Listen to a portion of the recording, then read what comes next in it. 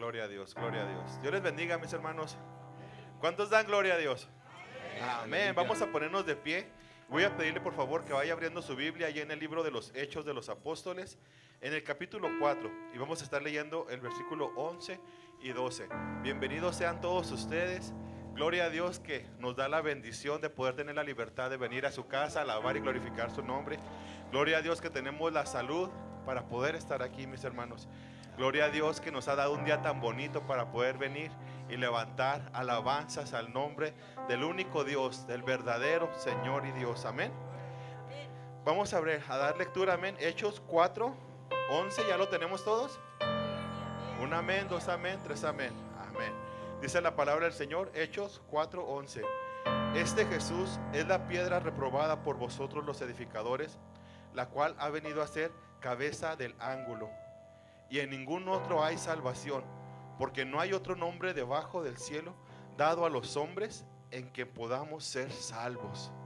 Ningún otro nombre hay. No hay nadie más en el cual podamos ser salvos. Únicamente el nombre de ¿quién? De Cristo Jesús. Amén. Vamos a dar gracias y vamos a dar inicio a este servicio. Amén. En el nombre de Jesús, Padre, queremos darte las gracias, Señor, por ser tan hermoso para con nosotros, Señor. Gracias, Dios, por amarnos, por bendecirnos, Dios. Gracias por la salud que nos das. Gracias, Padre, por la libertad que nos das, Señor, de venir a levantar alabanza a tu nombre, Señor. Clamamos, Dios, para que, Señor, te pasees en este lugar, Señor. Que traigas de tu bendición, Señor. Que traigas de tu presencia a este lugar, Señor. Y que, Padre Santo, podamos sentir toda tu presencia y ser, Señor, edificados por ti, por tu Santo Espíritu, por tu palabra, por tu amor, Señor. Clamamos, Dios, para que, Señor, todos los que vengan en camino, Señor, los traigas con bien, para que, Dios mío, esta alabanza sea aún más grande a tu nombre, Señor. Gracias, Dios, por todo lo que has hecho, por todo lo que estás haciendo y por todo lo que vas a hacer en nuestras vidas, en este lugar, en nuestras familias y en todo, mi Dios. Gracias, Señor, en el nombre de Cristo Jesús, Señor. Amén y amén. Porque el nombre de Jesús es poderoso. Únicamente ese nombre es sobre todo nombre. El nombre de Jesús es poder. El nombre de Jesús, victoria es. El nombre de Jesús, levantado está. El nombre de Jesús sublime.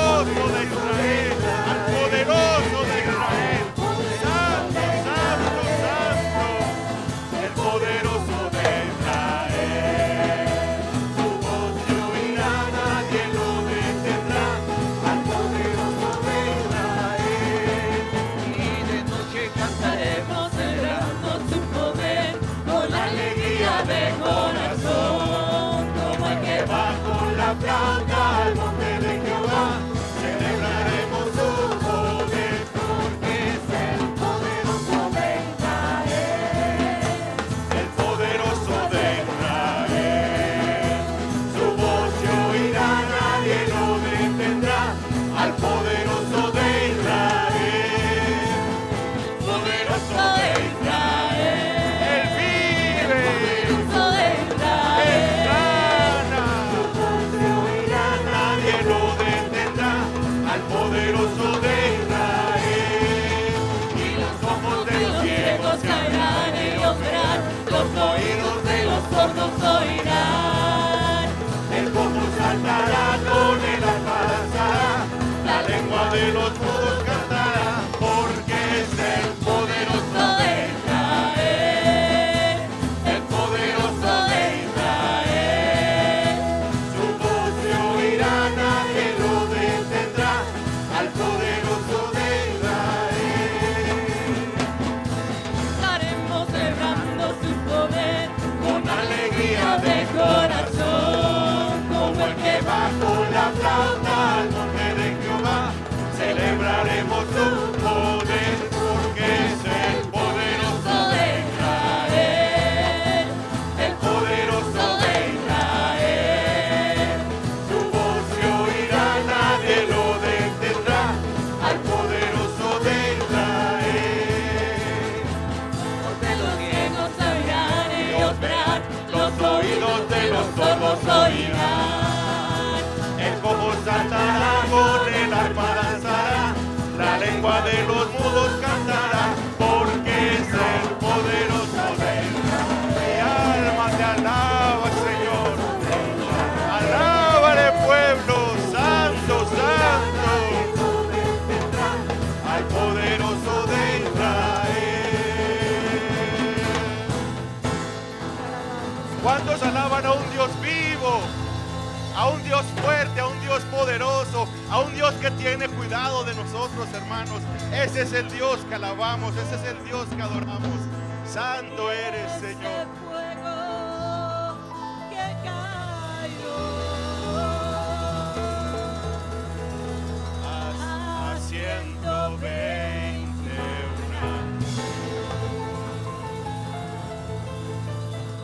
me hizo Pentecostal. De la cabeza a los pies. Me hizo Pentecostal. De la cabeza a los pies.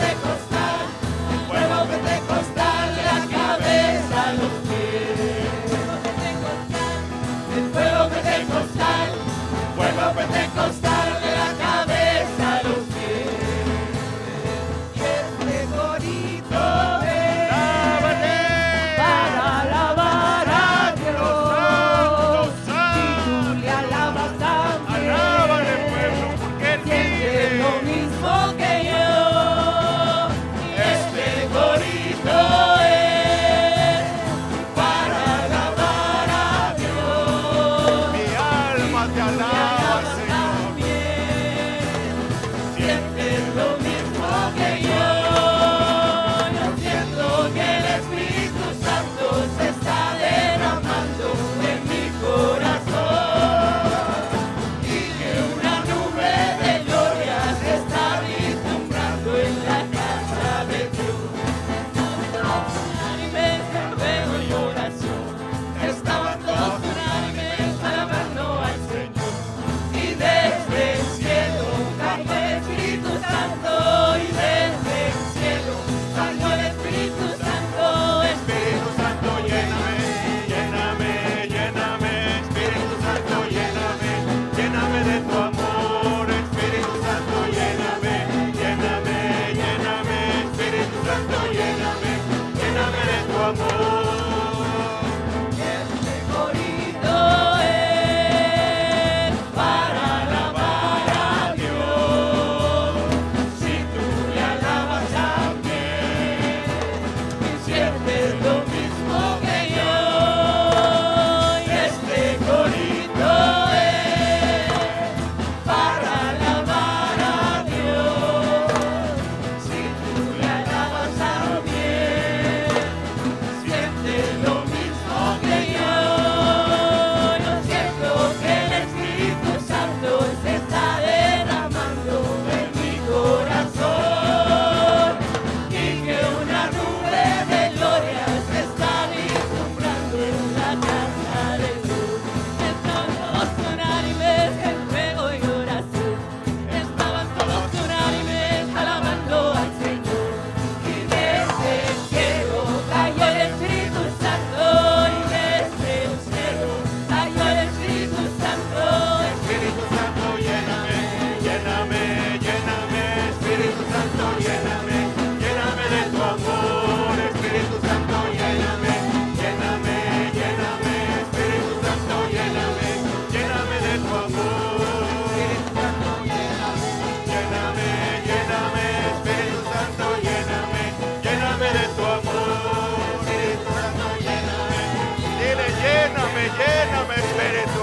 Lléname, Espíritu, lléname. Santo es nuestro Dios y digno de suprema alabanza. Voltea al que está a tu lado y dile, tienes un Dios vivo, tienes un Dios que te ama. Dile, Dios te bendiga, qué bueno que estás en este lugar. Saluda a tu hermano. Grande es nuestro Dios y Rey, y creador de todo el ser, y fuiste luz y esplendor, las tinieblas huyeron, con puertas ábranse, abran paso a nuestro Rey.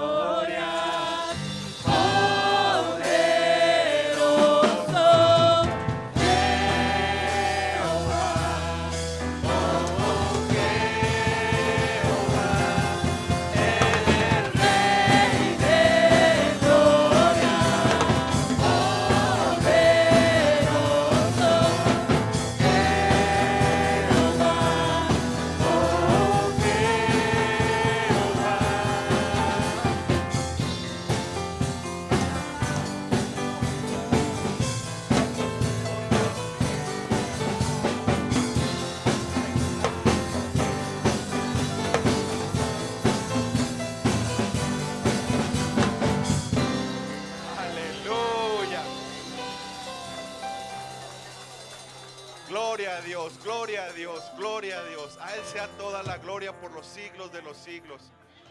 Porque Él es nuestro Dios, nuestro verdadero Dios, el único Dios que merece toda la gloria y toda la honra. ¿Cuántos dicen amén? Así, hermanos, vamos a estar participando de nuestras ofrendas y nuestros diezmos. Que no se le acabe el gozo, hermano, al contrario, que aumente su gozo. Y vamos a estar orando, amén. Y vamos a decirle al Señor: Señor, te damos gracias por todo lo que nos das. Te damos gracias, Dios, porque nos da la oportunidad, Señor, de traer de lo mucho que tú ya nos diste, Señor. Señor, clamamos para que bendigas estas ofrendas y estos diezmos que estamos trayendo a ti, Señor. Aleluya. Padre Santo, que los multipliques, mi Dios, pues es necesario, Señor. Y que traiga sabiduría a las manos que lo administran, Señor. Padre, que en tu nombre, Señor, sean suplidas y sigan siendo suplidas todas nuestras necesidades, Señor. Prospera los negocios, Padre Santo. Prospera, Señor, todos nuestros trabajos, mi Dios. Y Padre Santo, que tu nombre siga siendo glorificado en nuestros hogares. En el nombre de Jesús, mi Dios. Amén, amén y amén. Te daré lo mejor del trigo, de la miel, de la roca. Te daré lo mejor del trigo, de la miel, de la roca. Te daré. Derribaré a tus adversarios, los buscarás y no los hallarás. Vencerás en todos tus caminos,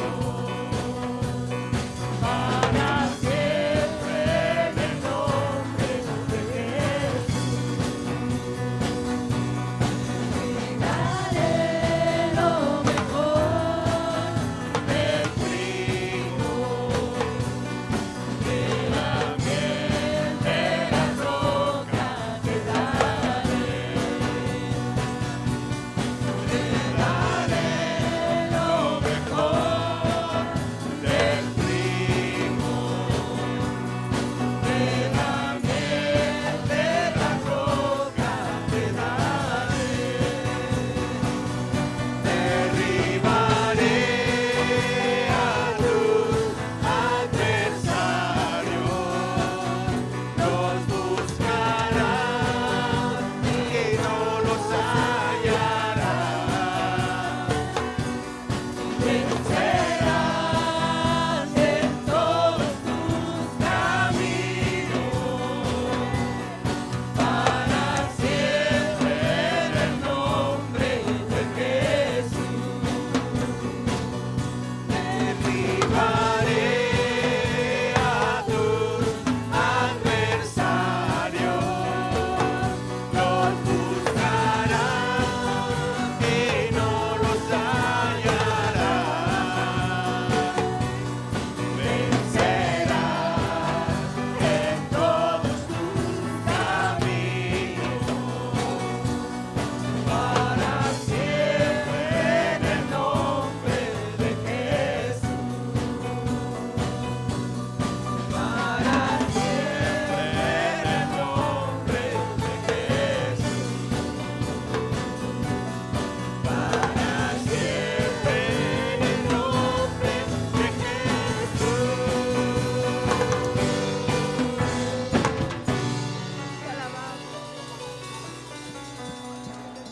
Oiga, hermano, nuestro Dios merece nuestra alabanza, pero también nuestro Dios merece nuestra adoración. Y vamos a dar en tono a estos cantos, hermanos, que siguen, pero recordando que Él es el único merecedor de toda la gloria y de toda la honra. Porque, hermanos, como lo leíamos, no hay ningún otro nombre bajo del cielo dado a los hombres en el cual podamos ser salvos. Únicamente el nombre de Jesús. Vamos a tomarnos estos minutos para decirle al Señor: cuán grande es Dios, cuán grande eres, Señor. Esplendor de un rey me vestido en majestad. La tierra alegre está, la tierra alegre está. Cubierto está de luz. Santo eres Dios. Venció la oscuridad y tiembla su voz, y tiembla su voz. Cuán grande es Dios, cántale cuán grande es Dios, y todos lo verán. Y cuán grande eres, Señor. Día a día Él está,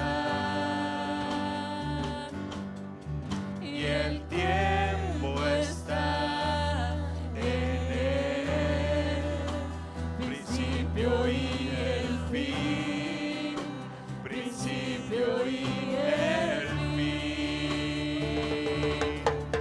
La Trinidad de Dios,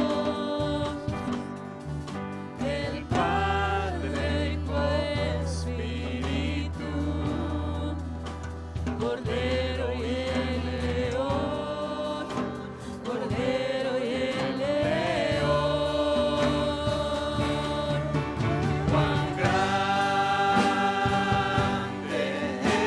es Dios, y cántale cuán grande es Dios, y todos lo verán. Y cuán grande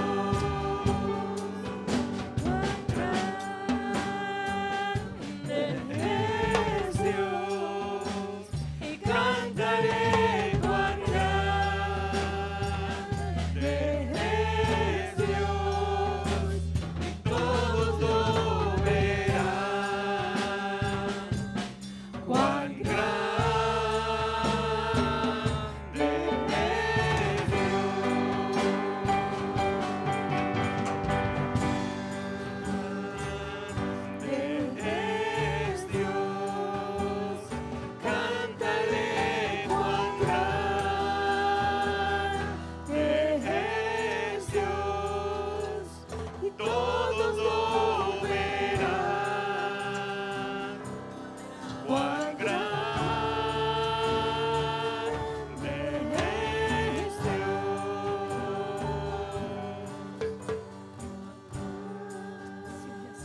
Dile con tu corazón, cuán grande eres, Señor. Cuán grande eres, Señor. Cuán grande eres, Señor. Cuán grande eres, Señor. Y todos lo verán. Cuán grande es Dios.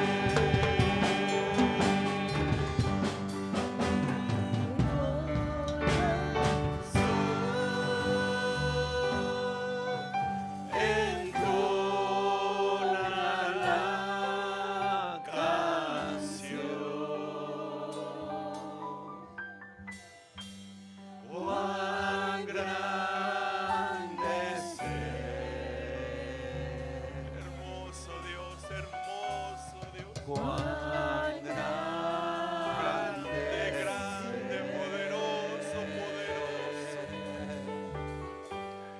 Mi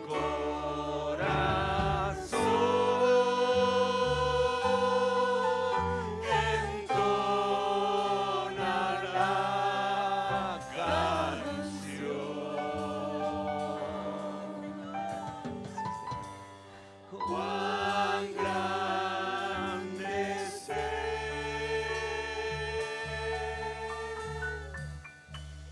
Cuán grande es Él.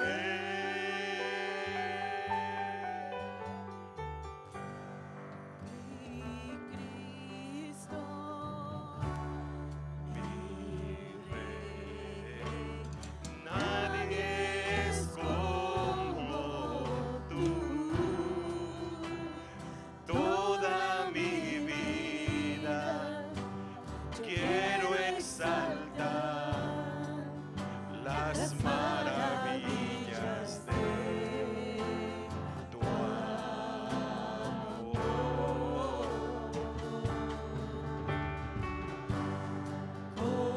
consuelo, Oh, mi consuelo, mi refugio, mi torre fuerte,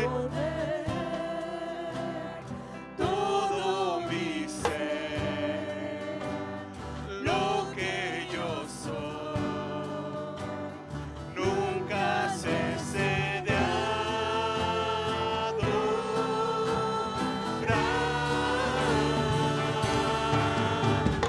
Canta al Señor toda la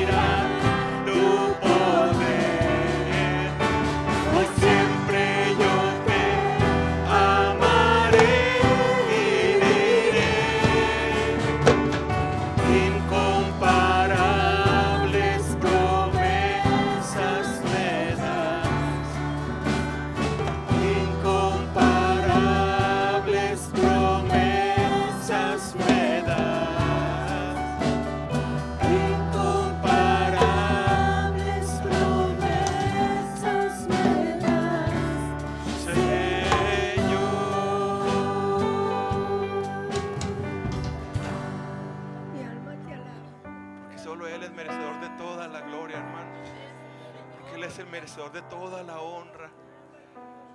Únicamente Él, hermano. Él es nuestro motivo por nuestro despertar, por nuestro caminar. Él es el que abre puertas y el que cierra puertas. Él es el que abre tus ojos y cierra tus ojos. Él es quien te permite respirar y dejar de respirar. Él es el dador de la vida, Él es el dador de todo, hermano. Todo, absolutamente todo lo que existe fue hecho por Él. Y sin Él absolutamente nada de lo que hay fue hecho únicamente por Él. Porque nuestro Dios es un Dios magnífico, un Dios magnificente, un Dios poderoso. ¿Cómo no adorarle? ¿Cómo no exaltarle? Amén, amén, amén. Gloria a Dios. Así, hermanos, vamos a seguir gozándonos ahora con la palabra de Dios. ¿Cuántos están listos para recibir palabra de Dios? Amén. Así le dejamos el lugar a nuestro pastor. Amén.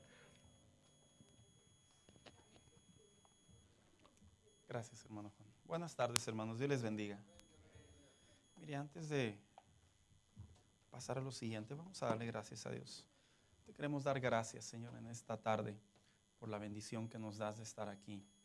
Gracias, Señor, porque verdaderamente que es una oportunidad, es un privilegio poder estar en tu casa, Señor, en estos tiempos. Gracias porque has sido bueno para con nosotros durante toda la semana, durante todo este tiempo. Gracias, Señor, porque tus misericordias son eternas. Damos gracias, Señor, porque cuánto necesitamos escuchar tu palabra, alabarte, adorarte, bendecirte. Es nuestra necesidad, a pesar de que tienes ángeles, millares de ellos que lo pueden hacer, que lo hacen. Tu palabra dice que inclinas a la tierra a ver a los tuyos, inclinas tu oído, escuchas la adoración, el clamor. Pero en esta tarde, Señor, queremos pedirte que tu palabra venga a ser de bendición para nosotros. Señor, si hubiese alguna enfermedad, alguna molestia, alguna dolencia, disípala al Dios de milagros, a ese clamamos una vez más. De la misma manera, Señor, si hubiese algún hermano mío que estuviese pasando por alguna necesidad mayor, oramos, Señor, para que sabiamente tu palabra entre a sus corazones, para que aumentes fe, aumentes valor, ánimo, Señor, y podamos continuar los propósitos divinos. En el nombre de Cristo Jesús. Amén. Mire, hermano, quiero invitarlo a que abra su Biblia junto conmigo y me acompañe al libro de Proverbios.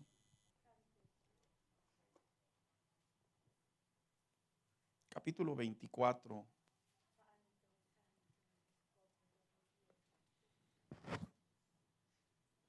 Versículo 16. Y dice la Biblia de la siguiente manera: porque 7 veces podrá caer el justo, pero otras tantas se levantará. Los malvados, en cambio, se hundirán en la desgracia. Dice otra versión, la más popular, dice: porque 7 veces cae el justo y vuelve a levantarse, mas los impíos caerán en el mal. Siéntese, por favor, esta tarde. El día de ahora, hermano, yo quisiera dar continuidad a esta serie de mensajes que empezamos hace 2 semanas, la cual titulamos Con una digna actitud, en donde observábamos cómo el apóstol Pablo le hablaba a la iglesia de aquellos tiempos y les mencionaba la necesidad que tiene un cristiano, que tiene la iglesia de Cristo, de cuál debe de ser su comportamiento, cuál debe de ser su manera de pensar y por ende su manera de actuar en relación a lo que está cambiando constantemente. En los tiempos del apóstol Pablo veíamos que en realidad la iglesia estaba de alguna manera en la persecución, en la opresión, se encontraba en diferentes estados, que de alguna manera a la misma vez podía haber cristianos que soportaban, que en su madurez mantenían su relación con Dios, pero como toda persona, como todo creyente, como toda congregación, también hay cristianos que de alguna manera son al final del día influenciados por lo que los rodea, por sus entornos. De hecho, por eso es que hay una comparación también acertada, que la vida del hombre a veces es como un barquillo en alta mar, que lo sueltan y las olas del mar se lo llevan por doquier. Y yo creo que esta metáfora, este sentido figurado, sí tiene mucha razón en la vida de muchas personas, pero también en algunos cristianos, que de alguna manera lo que los rodea, en realidad sí los define, sí los guía, sí los lleva de un lugar a otro. Vemos hoy en día cómo ha influenciado las redes sociales, por ejemplo, que han cautivado las mentes de nuestros jóvenes. Si usted no sabía, hermano, hay estados aquí en Estados Unidos que han demandado legalmente a las compañías de las plataformas, porque dicen que han logrado influenciar tan severamente en la mente de los adolescentes y de los jóvenes que quieren buscar la manera de tener restricciones. Y eso es porque sí es cierto, lo que nos rodea de alguna manera sí nos influencia. Algunos de una manera muy notable, a otros de una manera muy escandalosa, a otros de una manera tal vez muy pasiva. En otros crea raíces que a su tiempo germinan, pero sí nos termina afectando. ¿Por qué? La razón es porque somos personas que somos de alguna manera receptibles a las situaciones. Pero veíamos cómo el apóstol Pablo le decía a la iglesia de aquellos tiempos: ustedes que han conocido el evangelio, les decía, ahora tienen que ser influenciados dignamente por lo que han recibido de parte de Dios. Y veíamos cómo en aquel tiempo el apóstol Pablo les decía, pueda llegar a verlos o no los pueda llegar a ver, decía el apóstol Pablo, en una actitud frente a la vida, decía, por lo menos quiero recibir noticias de ustedes que están haciendo las cosas bien. Y no es que el apóstol Pablo fuera una especie que dijéramos que quería ver a la iglesia siempre derechita porque él era un hombre de Dios derechito. No, no meramente por eso. Es que en la vida de cada persona que le entrega su vida al Señor, se incrusta, se impregna, reside el Espíritu Santo. Y es el que nos da la fuerza para poder dignificar el Evangelio, para poder actuar conforme al Evangelio.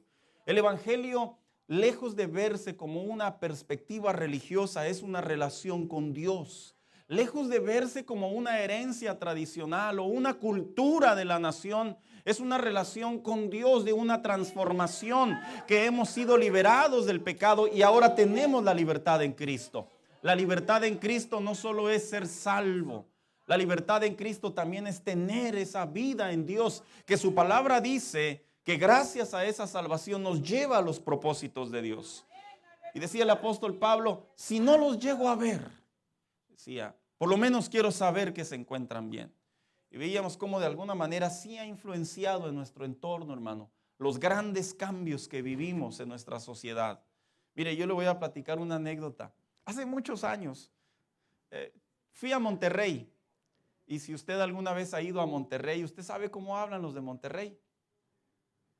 Vienes de Chihuahua, vamos a comer, y en serio, hermano, así hablan. Yo estuve un tiempo ahí, fui de vacaciones, y recuerdo que cuando regresé a Juárez, hermanos, a la semana y media de haberme ido, llegué a mi casa y le digo a mi mamá, ¿cómo está, mamá? Me dice mi mamá, ¿de dónde vienes? Y yo recuerdo que llegaba a la escuela, hermano, llegaba al trabajo y de alguna manera me escuchaban y me decían, pues, ¿dónde andabas? Y yo me molestaba y decía, ¿cómo me quito este tonito de voz? Y ya gracias a Dios volví al tono chihuahuense, al agresivo, el coche, el carro y todo eso.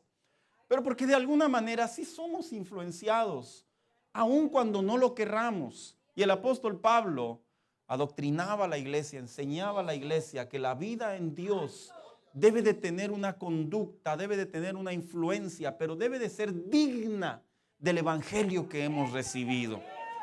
Así que cuando hablamos de esta vida, una vida digna, con una digna actitud, veíamos también, no solo frente a la vida, sino también veíamos la semana pasada cómo el salmista cantaba al Señor y le decía, líbrame de los afanes. Te entrego mis afanes. Y veíamos que en realidad, hermano, vivimos en una sociedad que está marcada por los afanes. Hay afanes muy marcados y no solo en la vida diaria, sino que esos afanes veíamos que también se han introducido en los corazones de los cristianos. El deseo de mi corazón, hermano, es que ya no nos afanemos tanto, sinceramente.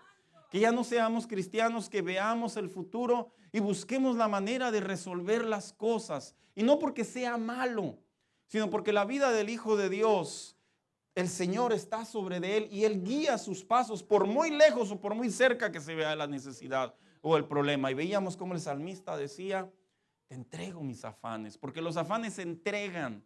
Los afanes no es algo así como que, no, pues es que mi papá era muy afanoso y luego mi abuelita y luego en el trabajo. No, es que en realidad veíamos que era una conducta natural del hombre, está en nosotros, en nuestra naturaleza.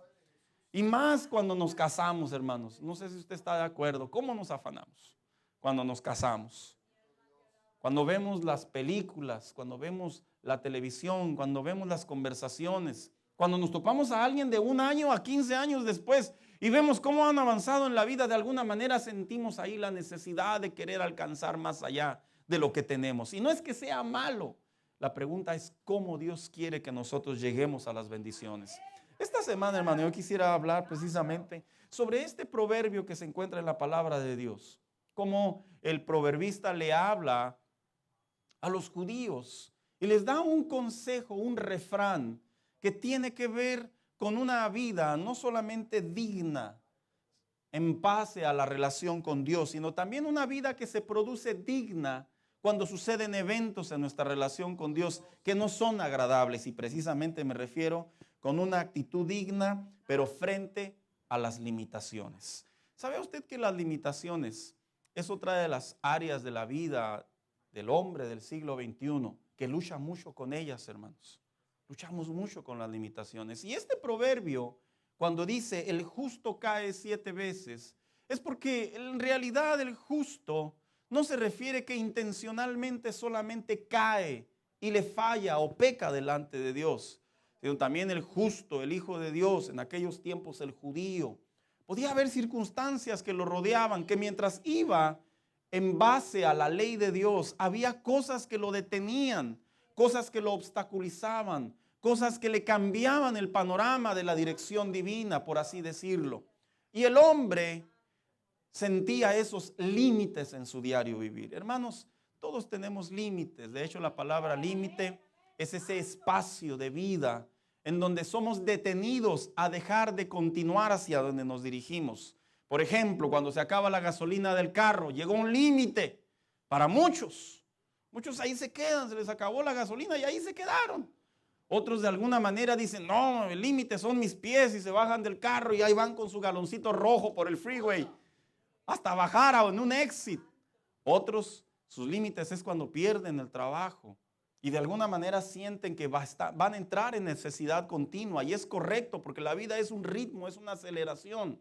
Pero hay otros que dicen, no, a mí no me va a detener el trabajo, y se ponen a hacer burritos, se ponen a hacer enchiladas, se ponen a vender cosas y salen adelante, porque en realidad, hermano, el límite en realidad tiene que ver con un asunto mental, con un asunto de conducta, con un asunto que relaciona la voluntad del hombre. Y una de las cosas que encontramos en la palabra de Dios, escúcheme bien lo que le voy a decir, ni Satanás puede detener los planes de Dios.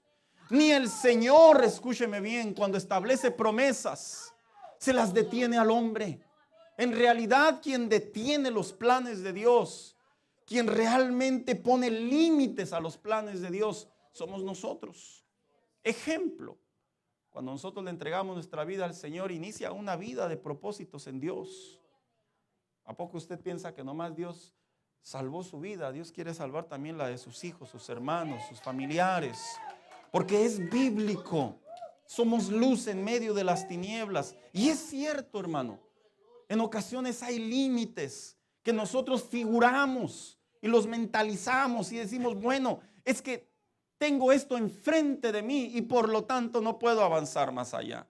A través de la Biblia encontramos que la realidad de los límites que nos enfrentamos en la vida cristiana no tienen que ver necesariamente, hermano, con el diablo, porque el diablo no nos puede detener. No tienen que ver inclusive necesariamente con Dios, porque Dios cuando establece una promesa, Él la respalda. Ni siquiera tiene que ver con el prójimo, fíjese. Cuando me refiero al prójimo me refiero al sistema de vida.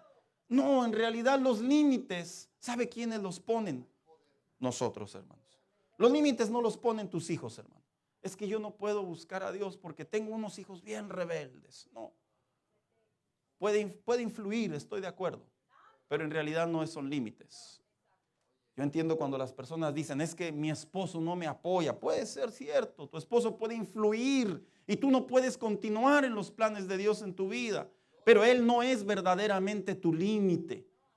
Puede influir tal vez un estado económico, que ya no tenemos la misma vida económica que antes y puede afectar de alguna manera, pero la realidad es que los límites nosotros los ponemos. Por eso cuando dijo el proverbista, el justo cae 7 veces, fíjese cómo dice, tiene la capacidad de volverse a levantar de parte de Dios.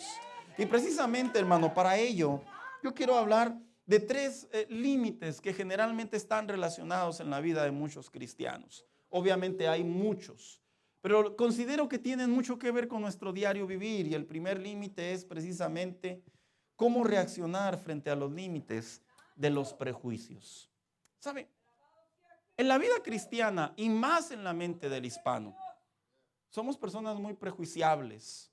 De hecho, la palabra prejuicio tiene que ver con un evento que no ha sucedido y que ya estamos tomando una decisión, pero desde la perspectiva negativa. Tiene que ver con la vida del hombre que escucha constantemente lo que la gente opina de él y no es verdad, pero como ya lo escuchó, de alguna manera ya lo tomó en cuenta. Y llama mucho mi atención, hermanos, que los prejuicios en el cristianismo son comunes. Miren, yo no digo que todos somos prejuiciosos aquí. Y usted va a decir, no, pastor, yo no sufro de prejuicios, bendito Dios.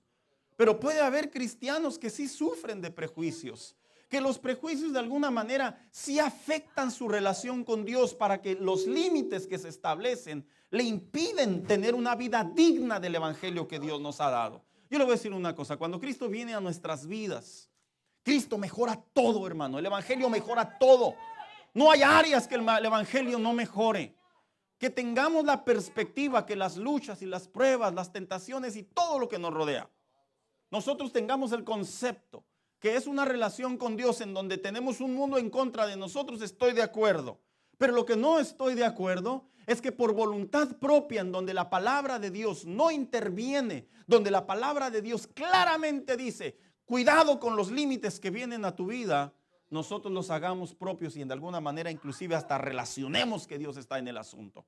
Y para ello quisiera tomar la historia del Evangelio de Marcos capítulo 7, en donde Jesús se encontraba en una casa y dice la escritura que llegó una mujer sirofenicia.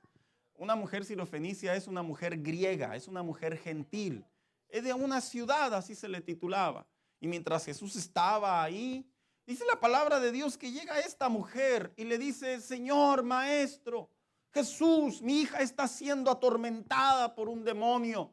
Obviamente, ¿quién no va a tener la osadía que si ve a Jesús que está cerca, va a romper cualquier límite y va a buscar la ayuda de Dios? Cualquiera lo haríamos. ¿Por qué? Porque la necesidad de alguna manera nos enseña a quebrar los límites. A veces he visto que si muchos cristianos no han quebrado sus límites es porque no han sentido la verdadera necesidad. No la han sentido, porque cuando se siente la verdadera necesidad, hermanos, salimos a hacer lo que sea. Buscamos lo que sea, tocamos las puertas que sean.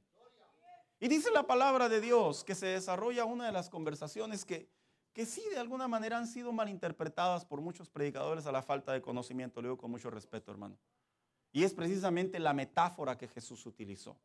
Dice la Biblia que Jesús, al mirarla, le dice lo siguiente: deja que los hijos se sacien, pues no está bien tomar el pan de los hijos y echarlo a los perrillos. Desde la perspectiva literal pareciera que Jesús estaba humillando a la mujer, porque la llamó prácticamente perrillo, animal, perro. Pero en realidad lo que pasa es que en la tradición judía, cuando un creyente, cuando una persona no pertenecía al pueblo de Dios, ellos recibieron la enseñanza que de ahí hacia afuera todos eran griegos, todos eran gentiles. Al ser gentiles eran impíos, al punto que no solo eran impíos, sino que eran considerados perros. De hecho, todavía en la actualidad, algunos judíos cuando se enojan sobre una persona que no es judía, les dicen perro. Y no les dicen perro en la posición de denigrarlo, de humillarlo, sino en el sentido de la expresión que es un gentil. Y cuando Cristo le dijo a esta mujer, no está bien esta metáfora da a entender que Jesús le dice, mira, yo vine a mi casa, yo vine a los míos, vine a traer salvación, vine a traer sanidad. Y en realidad no vine contigo que eres gentil. Pero en realidad, hermanos, no es que Jesús se rehusara a sanar a los gentiles, porque la Biblia sí habla que hizo milagros sobre los gentiles. Lo que estaba haciendo Jesús era conocer el límite de la mujer, hasta dónde llegaba cuando se encontraba con Jesús. Hermano mío, si algo nos confrontan las limitaciones, principalmente los prejuicios, es que observemos hasta dónde somos capaces de ver la obra de Dios a nuestro favor. Y dice la palabra de Dios que esta mujer, al escuchar esa conversación, simplemente respondió, sí, Señor, pero aún los perrillos debajo de la mesa comen de las migajas que caen. ¿Sabe? Esta respuesta que dio esta mujer, lo que estaba dándole a entender es cierto, pero yo sé que si tú estás aquí, tú me puedes ayudar. Es cierto. Yo sé que si tú estás en medio del asunto, tú puedes ser de bendición para mi vida. Escúchame bien lo que te voy a decir, hermano. Los cristianos de alguna manera sí sufrimos de ciertos prejuicios. Muchos cristianos se prejuician cuando están viviendo un divorcio. Estos son temas muy actuales en la iglesia de ahora. Se prejuician porque no tienen a una pareja y no saben quién va a criar a sus hijos. Muchos cristianos se prejuician porque no tienen papeles y no comprenden que Dios, si de alguna manera los tiene actualmente en este lugar, en este país, es porque está con ellos. No los olvidó. Y aunque nos etiquete la sociedad, aunque nos etiquete la legalidad, aunque nos etiquete lo que nos rodea, y nosotros nos sintamos en desventaja, escucha lo que te voy a decir. Ve a Jesús como esta mujer sirofenicia. Haz a un lado los prejuicios, créele a Dios y ve hacia donde Dios te quiere llevar. Mira, a veces en el corazón del cristiano hay tanto prejuicio que si algo producen los prejuicios es que nos hace perder la visión de Dios. Mira, la mujer sirofenicia, si tú prestas atención, no se cegó por su prejuicio de ser gentil. No se cegó. Ella seguía viendo a Jesús. Él está aquí. Él está aquí. Y si Él está aquí, esto no me puede limitar a que Él me ayude. Déjate prejuiciarte con las áreas de tu vida, con las circunstancias de tu vida, con los eventos de tu vida, con lo que sucede actualmente. Deja de prejuiciarte. Mira, vivimos una generación muy disfuncional. Raros son los matrimonios que están todavía juntos. Raros son los hijos que todavía se someten a los padres. Raros son los muchachos que todavía se guardan para Dios. Y sabes, la sociedad nos prejuicia alrededor y nos pone una etiqueta. Eres un gentil probablemente como esta mujer. Mira, para empezar, esta mujer no debería haber ido con Jesús. ¿Sabes quién debería haber ido? El marido. No, la Biblia no dice dónde estaba el marido. No dice si tenía marido. No dice si era viuda.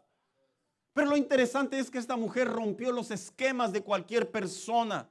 Echó a un lado los límites de cualquier corazón que tiene la necesidad de creerle a Dios que este evangelio tiene poder. Y las limitaciones, los prejuicios que te enfrentes en el día a día, comprendámoslo, hermano mío. No estamos en el lugar donde debemos de estar, no porque Dios nos tenga ahí, es porque a veces nosotros estamos ahí por nuestros prejuicios. Es necesario que la mente se dé cuenta que el evangelio que hemos recibido es digno. Y si nos ha salvado, nos ha rescatado, ha cortado vicios, adicciones, ha cambiado la mente, ha arrojado el dolor, la tristeza, cuanto más no puede arrojar los prejuicios que a veces la gente nos etiqueta y hacernos caminar con Dios.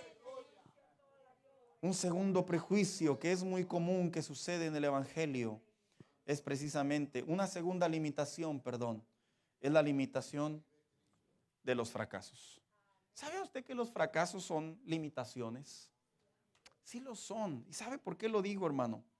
Porque los fracasos son estados en la vida en donde detienen todo. Ejemplo, personas que fracasan en su intento de una residencia o de una ciudadanía.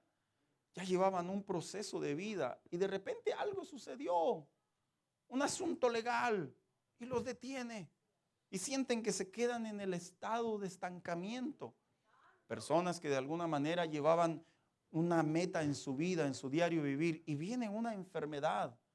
Y aun cuando cristianamente en términos maduros no vemos la enfermedad como un fracaso, sí cumple con características de un fracaso. ¿Y sabe por qué? Porque nos mueven los planes de todo lo que nos rodea. Es como aquellas personas que les encuentran cáncer. Sienten que su vida va a cambiar a partir de ahí. Y no dicen que es un fracaso, no se ve como un fracaso, pero todo su comportamiento y su reacción de vida pareciera ser que ya se desmoronaron los planes a seguir.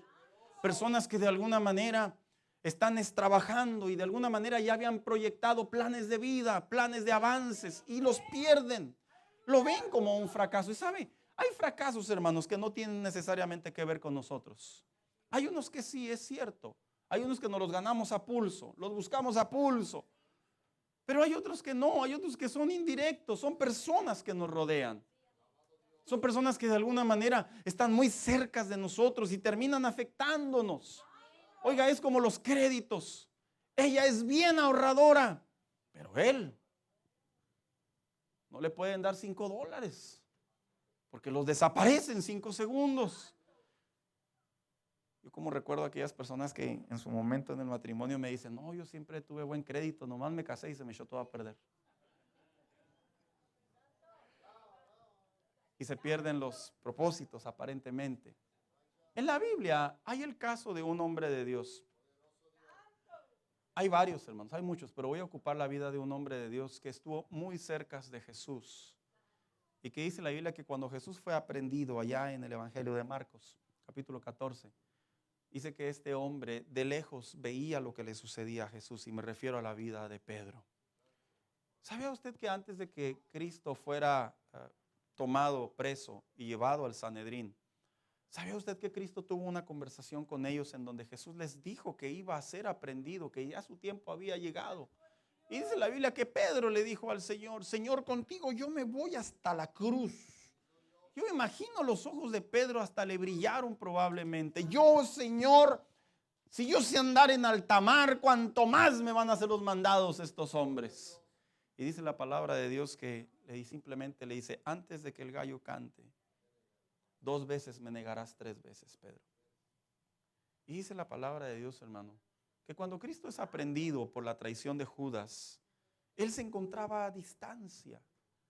Y que mientras se encontraba a distancia observando todo lo que estaba sucediendo en el Sanedrín, se le acerca una persona y le dice, tú eres uno como de ellos. De hecho, esa persona, la Biblia en el Evangelio de Marcos dice que era una sirvienta de uno de los principales líderes del Sanedrín. Y le dijo, no solo eres uno de ellos, hablas como ellos, actúas como ellos. Porque yo le voy a decir una cosa, cuando alguien le entrega su vida verdaderamente al Señor, algo nos diferencia de las demás personas. Lo interesante es que aunque nos diferencia de las demás personas, a veces los fracasos que vivimos en la relación con Dios o fuera de la relación con Dios, sentimos que de alguna manera, aun cuando le entregamos nuestra vida al Señor, los planes se detienen o los planes se desvían. La Biblia no enseña eso. De hecho, hay hombres de Dios en la Biblia que cometieron actos, hermanos, dignos de muerte. Y aún ahí, en medio de su arrepentimiento, Dios los restauró. Porque un fracaso no es el exterminio de los planes de Dios. Un fracaso no es que Dios se olvida de nosotros. Un fracaso no es que Dios se aparta de nosotros. Un fracaso doloroso y lamentablemente es un evento del cual debemos de tener la experiencia y la madurez de levantarnos y de decir, me vuelvo a levantar y vuelvo a creerle al Señor. El problema radica que en los fracasos tenemos que darnos cuenta que eso no mueve el evangelio que hemos recibido. Y es cierto, hermano mío, trabaja mucho el orgullo del hombre, trabaja mucho la humildad del hombre. Es cierto, estoy de acuerdo con usted. A nadie nos gusta que nos evidencien nuestras conductas, nuestras reacciones, nuestras decisiones, lo que hicimos, lo que vamos a hacer. A nadie nos gusta exhibirnos, a nadie. Sin embargo, dice la palabra de Dios que este hombre simplemente dijo, no es cierto, no sé quién es él. Dice la Biblia que se mueve del lugar y lo vuelven a identificar. Pero en esta ocasión hizo dos cosas, hermanos, que teológicamente hablando tienen mucho peso. Maldijo o blasfemó y juró. Son dos cosas muy diferentes.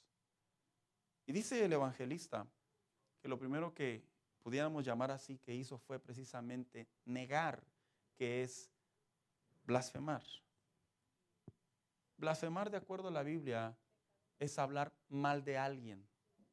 Cuando en la Biblia usted ve que usan la expresión blasfemia en contra del Espíritu Santo, es porque la palabra blasfemia cumple el concepto de hablar mal de alguien, pero en un nivel más elevado.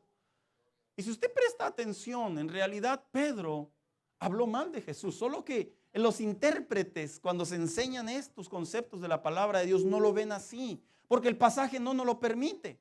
Pero lo que sí nos permite ver el pasaje en el original es que él blasfemó. En otras palabras, no solamente dijo que no conocía a Jesús, algo tuvo que haber hecho este hombre que lo llevó a la blasfemia, a hablar en contra de Jesús. Hermano mío, por eso es que se le llama también la traición de Pedro, porque hablar mal de alguien es una traición, pero una blasfemia es una posición más elevada que tiene que ver con la murmuración. Y no solo blasfemó, sino también dice que juró. En un judío, jurar es una expresión de tomar el nombre de Dios en vano, lo que significa, otra vez más, que Pedro cuando blasfemó y cuando juró, en otras palabras, Pedro se descosió. Lo que él quería era proteger su pellejo, porque si a él lo relacionaban con Jesús, ya sabemos esa historia los que hemos leído. Automáticamente él iba a ser partícipe del castigo del maestro. Y dice la Biblia que posteriormente a ello, el gallo cantó por segunda ocasión.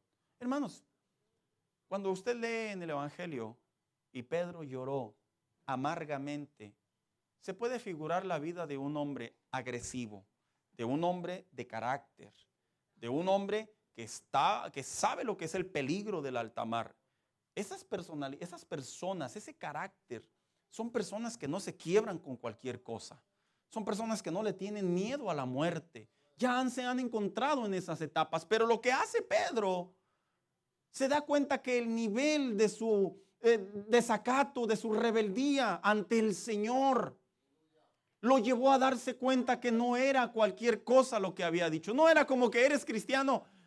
Pues no sé, ¿verdad? No.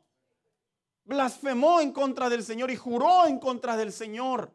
Y por eso dice la Biblia, y lloró amargamente. Y llorar amargamente en la traducción, en el concepto de la actualidad, es el corazón de un hombre que queda totalmente desconsolado por un fracaso, que queda totalmente desconsolado por una decepción. Y cómo no, hermano mío, si uno de los evangelios dice que cuando Pedro juró y obviamente dijo, no sé quién es él, dice la Biblia, el narrador alcanza a tomar que Jesús lo mira a los ojos. En otras palabras, se cruza la mirada de Pedro y de Jesús. Saber que fracasaste, aquel que le dijiste horas antes, soy capaz de irme contigo hasta la muerte, es un fracaso total. Sabes, hermano mío, si existen en el cristianismo momentos de fracaso de esa magnitud, en donde nos decepcionamos de la situación, nos decepcionamos de lo que nos rodea. Es cierto, hay cosas que no queremos que pasen y nos decepcionan. Hay cosas que no queremos que sucedan y terminan llevándonos al fracaso. Sin embargo, aun cuando otras personas pudieran ser culpables o nosotros mismos, debemos de recordar, hermano, que no podemos quedarnos en el pensamiento del fracaso. Ahí no te puedes quedar. ¿Sabes tú que muchos cristianos no se levantan porque se sienten todavía fracasados? Es cierto, en la vida cristiana hay momentos en donde cometemos errores como cualquier otro creyente, no justificándolo, hermano, es nuestra naturaleza carnal. Pero eso no significa que ya Dios nos relegó. El evangelio que hemos recibido no solo perdonó nuestros pecados, sino nos vuelve a levantar. Te vuelve a levantar. Vuélvete a levantar. Vuelve a orar con esa intensidad. Vuelve a buscar a Dios con esa fuerza. Vuélvete a apasionar en tu relación con Dios. La Biblia enseña que una vez que Pedro niega, llora amargamente y se van a los discípulos allá a esconderse por temor a que exterminaran el resto de los discípulos. Cuando aquellas mujeres encuentran a Jesús, ve y avísale a Pedro. ¿Sabes? Tú encuentras en la Biblia que Pedro entendió que los fracasos no pueden limitar una relación con Dios. ¿Qué fracasos enfrentan los cristianos en la actualidad? Muchos. Adulterio. Muchos cristianos enfrentan el fracaso del adulterio y no se pueden levantar de ahí. La fornicación. Muchos muchachos, porque fornicaron, sienten que ya están sucios y que no tienen nada que ofrecer. Y sienten que ya le fallaron al Señor y que no hay mucha esperanza para poder buscar al Señor apasionadamente. Muchos cristianos se enfrentan no solamente adulterio y fornicación, malos manejos en sus decisiones sobre sus bienes, que los lleva a perder las cosas, que los lleva a un fracaso de perder una casa, de perder un auto. Mire, hay personas que fracasan y bien cínicos, pues ya me tocaba. Pero a veces en la vida cristiana somos muy dramáticos, lo tomamos muy a pecho y pensamos que ese fracaso nos va a sellar delante de Dios y jamás volveremos a ser las mismas personas. Yo he contado esta anécdota en varias ocasiones. Había un joven que me hablaba hace muchos años, por eso la cuento. Y él me hablaba y me decía: Saúl, ora por mí. Me despertaba a cualquier hora, hermano. No me molestaba, lo cuento como anécdota. Y le decía: ¿qué pasó, hijo? Para no revelar la identidad, ¿verdad? Y me decía: me acabé de masturbar. Acabé de ver pornografía. Acabé de ensuciar mi corazón. Le decía: vamos a orar. Y orábamos y lloraba, hermano, de una manera tan dura, tan triste. Y me decía: ¿tú crees que Dios me perdone? Le decía: sí, sí te perdona. ¿Y qué pasa si lo vuelvo a hacer? No pienses en eso, le decía, porque pensar en volverlo a hacer automáticamente es seguir sembrando tu fracaso. Y lo decía continuamente, hermano. Y me seguía hablando hasta que un día ya me dejó de hablar. Y con el paso de los meses yo me animé a marcarle. Dije: no se habrá pensado que ya le sé muchos pecados. ¿Cómo has estado, hijo? Bien. ¿Me hablas porque quieres saber si ya, por qué no te hablo? Le digo: sí. Me dice: siento que ya fui libre, ya no lo he vuelto a hacer. ¿Sabes, hermano? Es cierto. Tal vez no hacemos las cosas bien. Tal vez nos seguimos equivocando. Tal vez dañamos a personas. Tal vez perjudicamos situaciones. Pero eso no nos define. Somos cristianos en proceso de crecimiento. Somos cristianos que aún tenemos debilidades y eso nos debe de enseñar a que si ya cometimos el error 1, 2, 3, 4, 5, 6, 7, las veces que hayan sucedido, eso no define tu relación con Dios. Si el evangelio que te salvó en esa ocasión te libró de las llamas del enemigo, te va a restaurar y te va a poner de pie delante de Dios una vez más y vas a continuar con los propósitos de Dios. No es posible que culpemos a las circunstancias, a la edad, a los medios, a las personas que nos rodean o inclusive en nuestra propia vida en el espejo. Por eso no salimos adelante. No, este evangelio saca del hoyo al pobre y lo restaura. Este evangelio tiene poder para volver a limpiar tu corazón. Es cierto, las memorias se queda ahí, nos cautiva, la memoria nos atosiga, la memoria nos traiciona, pero el poder de Dios, la gracia de Dios, la misericordia de Dios nos dice: pero sigues siendo mi hijo. Y ahí es donde nosotros nos posesionamos. Este evangelio es digno. ¿Cómo debemos reaccionar frente a las limitaciones? Pero ahora de lo desconocido. ¿Sabías tú que en la vida cristiana hay cosas que no entendemos? No entendemos.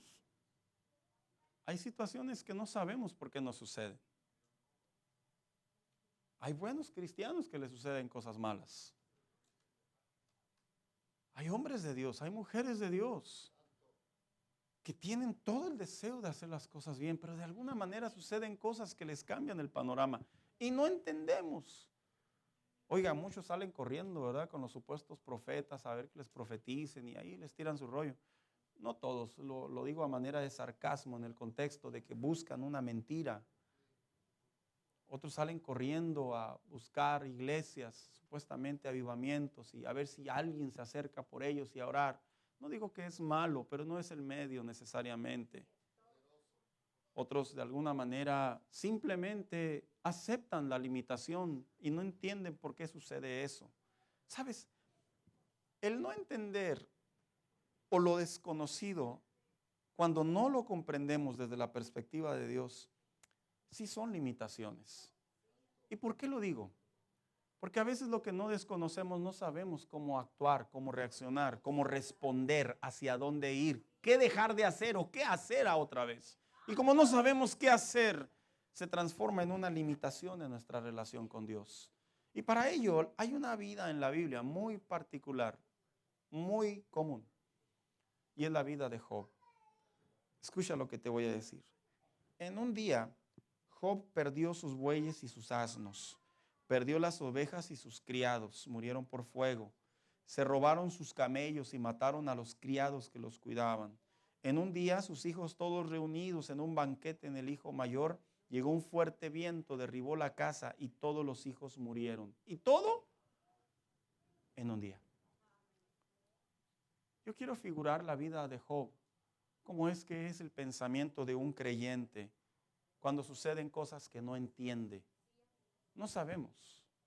No sabemos cómo reaccionar. No sabemos si decir, Señor, ¿en qué pequé? Y dice la Biblia que a pesar de que todo este hombre lo vivió, el narrador escribe lo siguiente.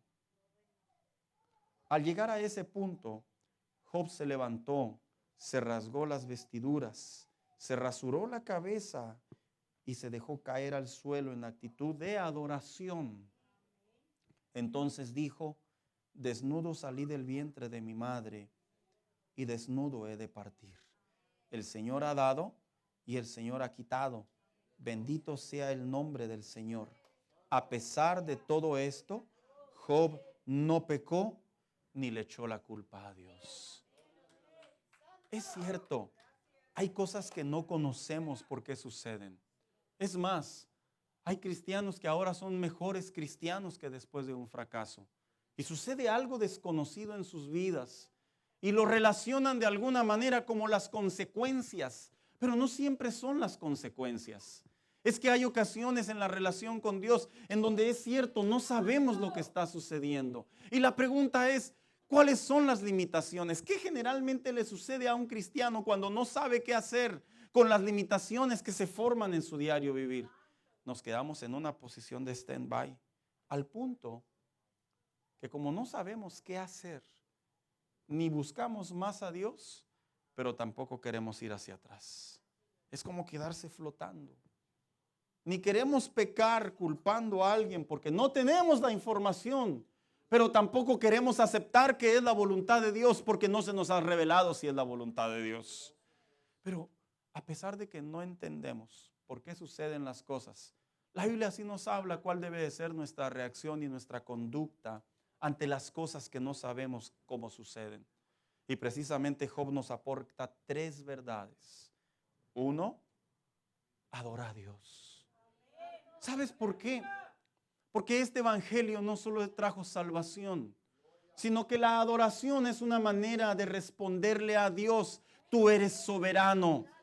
Y lo que tengo no depende de lo que me das. Lo que tengo ya lo he recibido y es la salvación. Tal vez el año pasado, hace 2 años, tú estabas aquí y ahorita estás aquí, hermano mío. Tal vez hace 2 años tu cuerpo estaba sano completamente y ahora hay algo que te impide, que te está deteniendo los planes. Tal vez hace 2 años podías figurar avances sobre tu futuro y ahora estás estancado y ves retroceder y no entiendes el porqué de las cosas. Tal vez hace 2 años veías una familia unida y ahora ves una familia desunida y no entiendes el porqué porque tú has sido un buen creyente. Aun cuando a pesar no conocemos la situación de lo sucedido, una cosa sí sabemos, este evangelio es digno de obedecer a la soberanía de Dios. Él sabe por qué suceden las cosas y una cosa sí aprendemos, que Dios tiene el control. Adorar a Dios es una expresión de entregarle el control a Dios. El asunto está que la adoración es un tema tan delicado que en la vida cristiana es más fácil callar que adorar. Y dice la Biblia que Job adoró a Dios. ¿Qué otra actitud hizo Job? Se rasgó las vestiduras. ¿Sabes qué significa rasgarse las vestiduras en la tradición judía? Es una manera de entrega, de humillación. Es como decir, tú tienes la razón. Tú sabes lo que estás haciendo. Tú tienes algo mejor. No soy yo, no puedo contender yo contigo. Y a veces, hermano mío, esa parte en la vida cristiana es tan necesaria para poder dejar que Dios nos saque de esos límites y nos lleve a donde Él quiere llevarnos. Existen esos límites. No entendemos por qué. Pero es necesario rasgarse las vestiduras, es necesario humillarse, es necesario orar y decir, Señor, tú estás conmigo, por lo tanto no puedo caer en un estado de desgracia y pensar que camino solo. Levántate en el nombre de Jesús, vuelve a adorar a Dios, vuelve a rendirte delante del Señor, porque Él sabe lo que está haciendo. Mira, cuando tú confías en alguien que sabe lo que está haciendo, no perdemos el gozo, no perdemos la felicidad, los planes no se mueven. Es cierto, hay una piedra en el camino, hay una puerta en el camino, hay una pared en el camino, hay una barrera en el camino, pero eso no nos define nuestra relación con Dios, porque aquel que nos salvó nos dará la victoria y hará el milagro tarde que temprano. Vente, hija, acompáñame.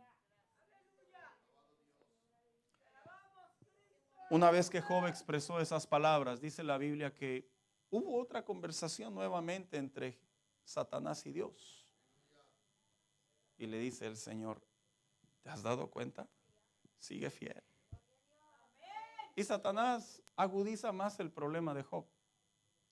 Le dice, es cierto, pero toca su vida a ver si no reniega, a ver si no se desespera. Dice, porque ¿quién no va a cuidar su vida mejor que uno mismo? Y sí es cierto. A veces las personas que nos rodean pueden suceder eventos y nos duele, pero no es lo mismo que nos suceda a nosotros mismos. Dice la Biblia que el Señor le dice, puedes ir, pero no puedes tocar su corazón. ¿Sabe? Viene una enfermedad sobre la vida de Job. Era lepra, era sarna. Ya lo he enseñado anteriormente. Pero con esa lepra y con esa sarna venía algo también. Lo ve su mujer. Dicen los historiadores, hermanos, que en realidad cuando viene la lepra sobre Job fue algo espontáneo.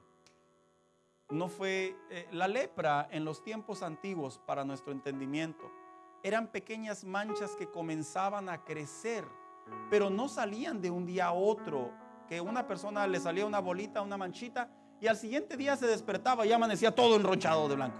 No, en realidad la lepra era algo progresivo, pero ya estaba, no la podían detener, pero era progresivo, al paso que podía durar hasta 15 días, un mes, y la persona ya se decía que tenía lepra en todo su cuerpo, y comenzaban a vivir con los dolores y todo ello. La vida de Job, dicen los historiadores, de acuerdo al capítulo 1 y el capítulo 2, muy acertadamente, que lo más probable es que de un día a otro, al despertar Job, no amaneció con una manchita, amaneció repleto de lepra, de sarna. Y precisamente su mujer, la que lo debería de haber apoyado, la que debería de haber estado con él. Unas versiones dicen bendice a tu Dios y muérete, en tono de sarcasmo. Otras dicen maldice a tu Dios y muérete. ¿Cuál haya sido las dos frases? Las dos frases son frases que causan dolor. Si de alguien esperamos por lo menos algo de ayuda en algo desconocido, es de la mujer. Ya por lo menos que nos diga la frase célebre, te lo dije, pero mínimo ya sabíamos. Pero aquí esta mujer le dice a Job, mira tu condición. Has perdido tus hijos, has perdido tus riquezas, has perdido todo. Maldice a tu Dios y muérete. A lo que este hombre precisamente responde, ¿quién puede contender contra Dios? ¿Quién? ¿Sabes? Si Job hubiera respondido y le hubiera dado por su lado, se hubiera rebajado al corazón dolido de su esposa, de alguna manera Job estuviera mal delante del Señor, porque estaría diciendo que en lo desconocido ni siquiera Dios está. Pero Job le atribuyó que todo lo bueno y todo lo malo que le sucedía en su vida, al final del día estaba en su relación con Dios. Hermano mío, una vez que le entregas tu vida al Señor, todo lo que te sucede desde que te despiertas hasta que duermes, desde enero hasta diciembre, de un año a otro año, de un lugar a otro lugar, ahí está Dios, aún en lo desconocido.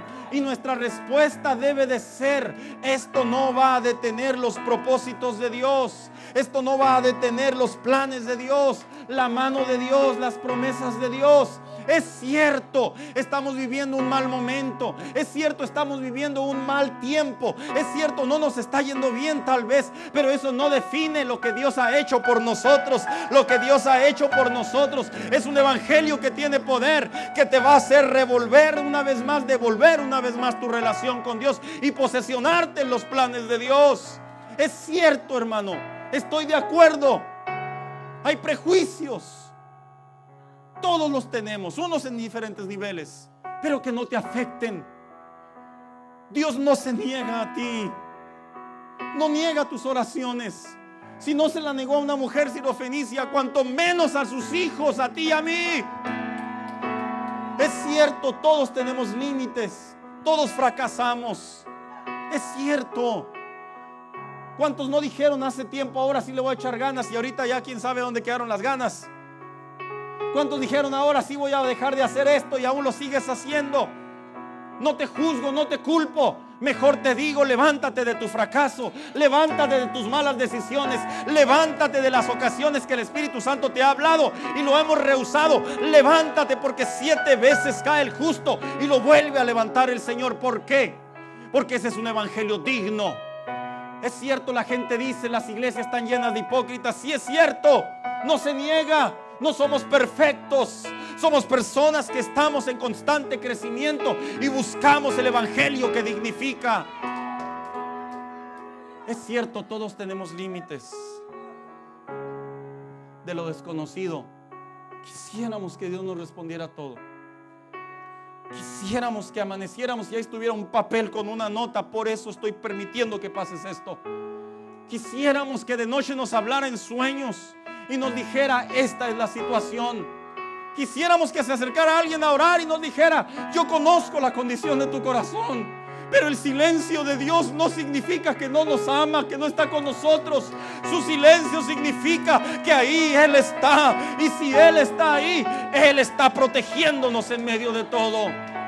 No te limites, no te detengas. La obra que Dios hace en nosotros, que hizo en nosotros, es poderosa, hermano. Costó sangre.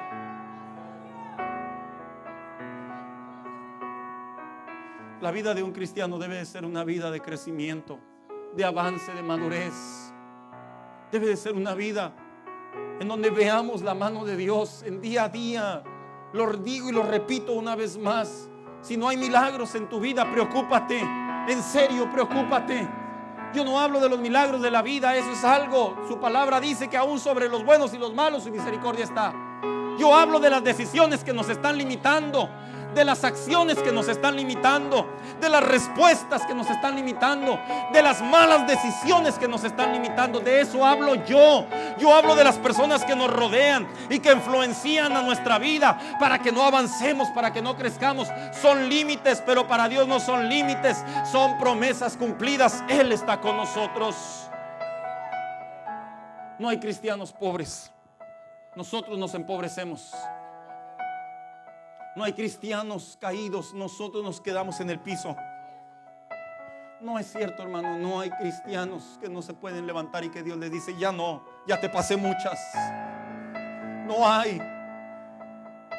No existe, no hay Biblia para sustentar. Tal vez tú y yo sí.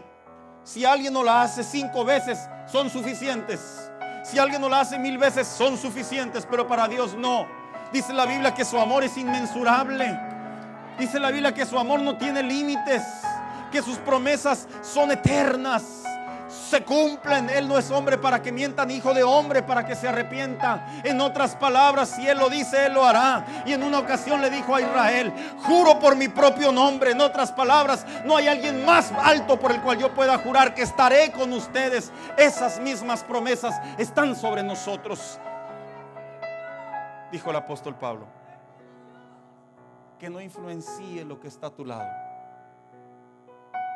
Mejor que influencie el evangelio, este evangelio digno.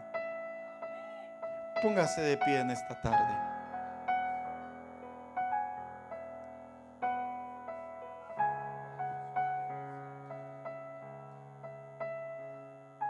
¿Cómo un cristiano madura? ¿Cómo un cristiano toma decisiones? ¿Cómo cambian los destinos de los cristianos?